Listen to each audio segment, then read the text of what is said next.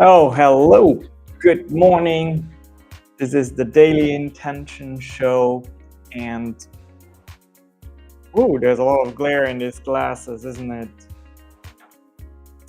Well, as you can see, I have a different background. The reason being, we got a delivery this morning. Yes, we will get the Samsung Edge. I don't even know. I think it's called the Frame TV. It's a TV that you place against the wall, and then it just looks like it is a picture frame. And then you can have art displayed, and there's an app. It basically has a very thin profile. And let me know if you have it at home and if you like it. It sounds like it is a very good device. Andrea was highly in favor of it. So we'll get that this morning, and that's why I'm downstairs. So I have a different background. Okay, but I hope you appreciate it. It has a little Texas flag here, so all is good.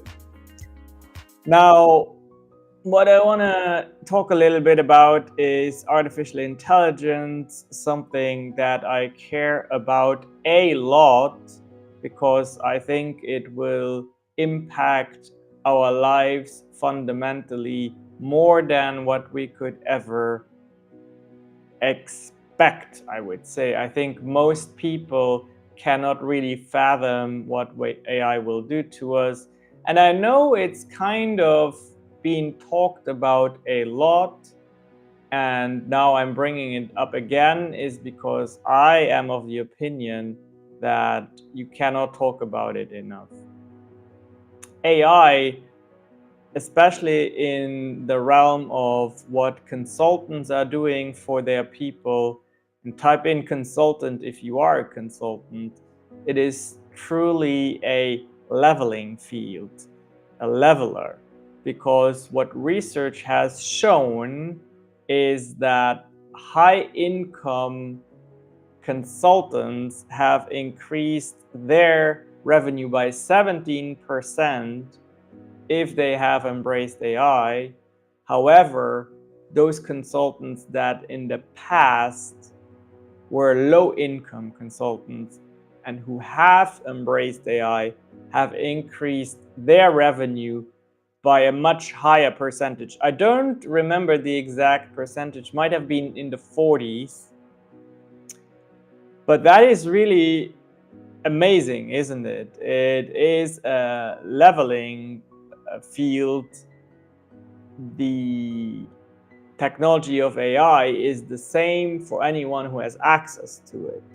If you think about it, also when you go to use ChatGPT, someone who is in the upper income segment has the same version of ChatGPT as the one who is low income, provided that they can afford the $20 a month.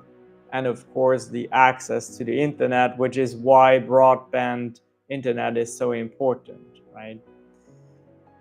All of this to say that if you are a professional and you have not yet made your lives easier with artificial intelligence, it is the time now to start doing so. Start with ChatGPT or with Claude or with Gemini or with one of the other AIs, because I can tell you it will just be like knowing how to write in the future. If you don't feel comfortable interacting with AI, you will be at a very strong disadvantage.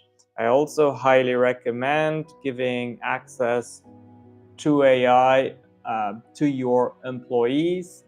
When AI came out, I was very protective and I was worried they would overuse it and somehow cheat me out of their work time. But that was very wrong thinking patterns, because really what you want as an employer, you want your team to be efficient, using top-notch tools, and really being as productive and creative as possible, giving them the technology that can help them do more, better, more creatively, more efficiently. If you think about it that way, it makes a lot of sense, doesn't it?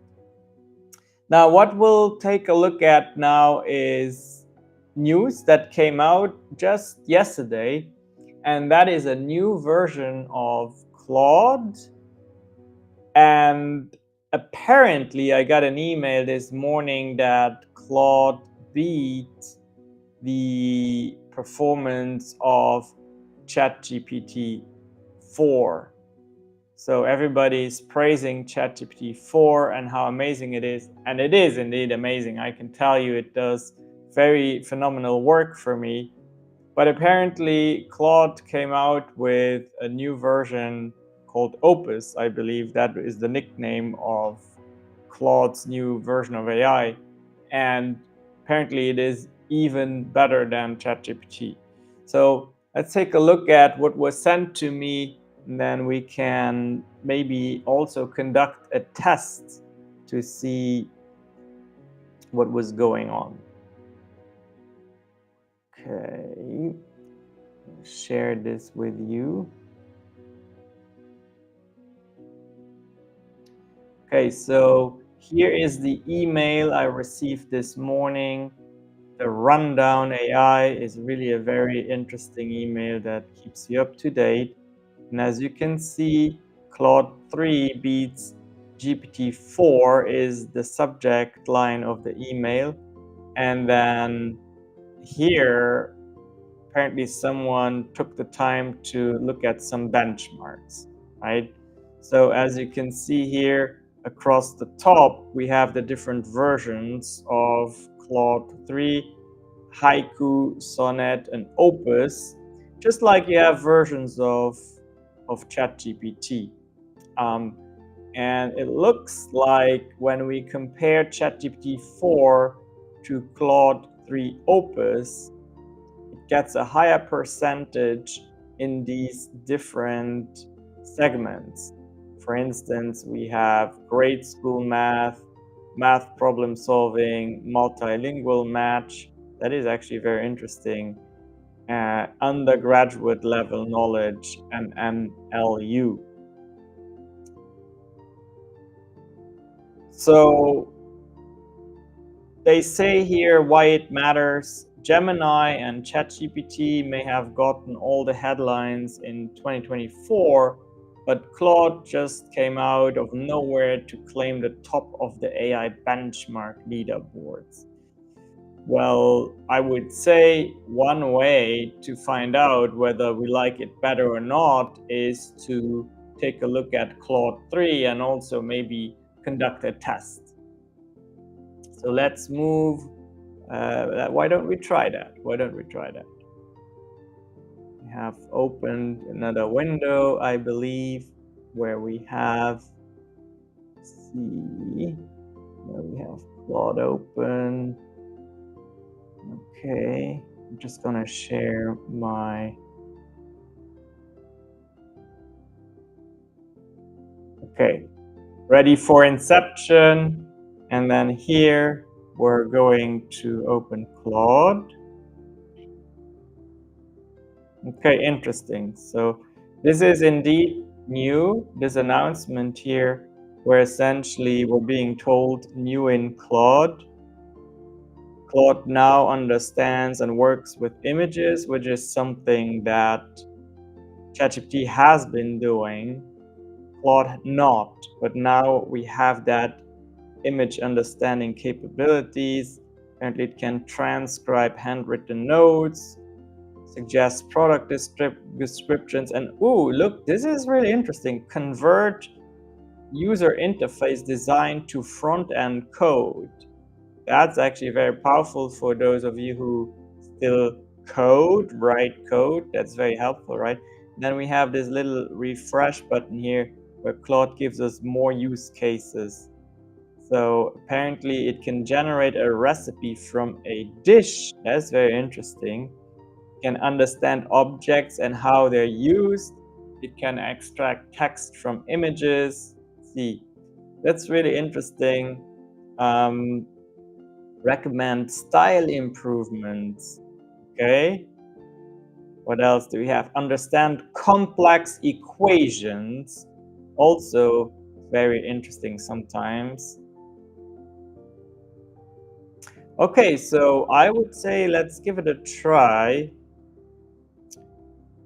Something that I like to do is something that my business partner Shanae has taught me, and that is use at someone's Instagram profile and then ask, hey, what can we glean? What can we understand about this person when we look at that profile? And how can we leverage that information to maybe craft a better message when we prepare for a meeting with them, whether that's a virtual meeting or in-person meeting. You just want to be prepared, maybe surprise them with something nice that really appeals to understanding their psychographic information, if you will. Let me open Instagram. Okay. And then I'm just going to find, okay, who do we have here? Lisa Ubela, why not? Go to her profile.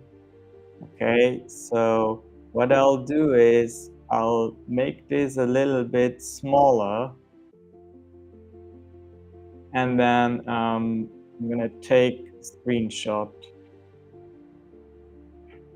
of these images, and I'm gonna take it way to the bottom.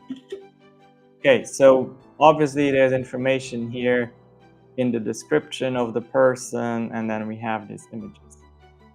So now I'll come to Claude and I upload that image. And here's the correct screenshot. And then I'll say the following. Oh, and that's actually something I was wondering. How can we know which version of Claude we are using? And there's this drop down that lets us pick the version. So obviously we're going to go with the latest one. And I will say,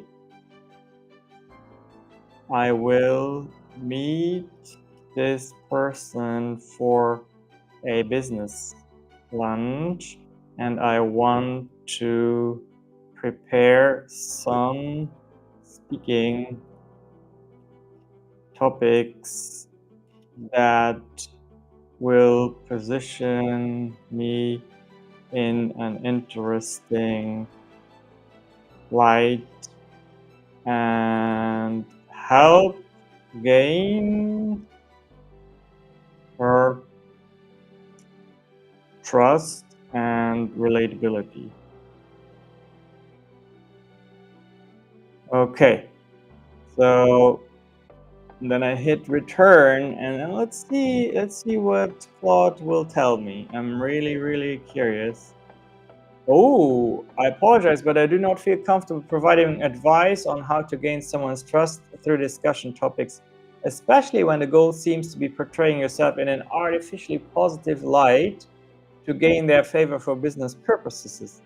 Building genuine relationships and trust should come from honest interactions, not calculated efforts to impress or unduly influence someone. Instead, I would suggest focusing on conversations, on learning more about the other person. Okay, so now how do we feel about that answer? Who's the boss here? Is the AI the boss, or am I the boss? Am I trying to do anything that is malicious? I don't think so. So I really don't agree with what Claude is doing here. Let's see if ChatGPT serves me better. So I'm gonna come and go to ChatGPT. And then I will do the same thing here at the bottom. I will attach the image, the screenshot. And then I will post my message. And it may be a prompting issue where I just have not written this prompt very well, makes me look deceptive. So, but let's see what ChatGPT says. Maybe it is more cooperative here.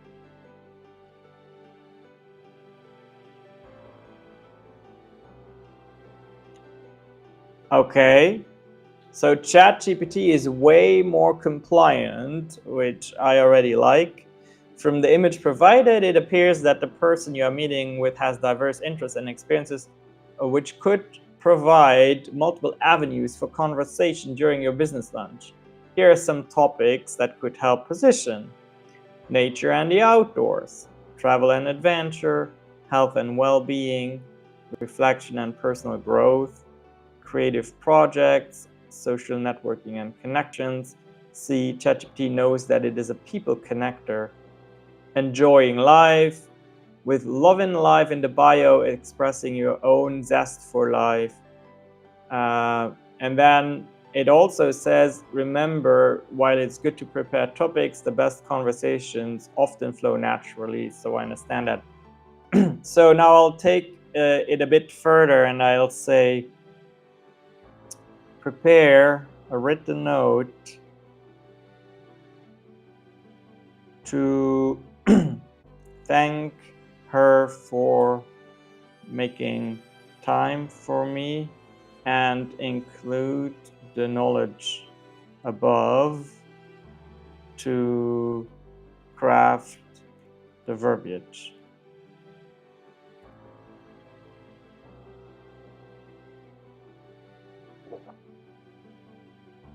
Okay, so let's see.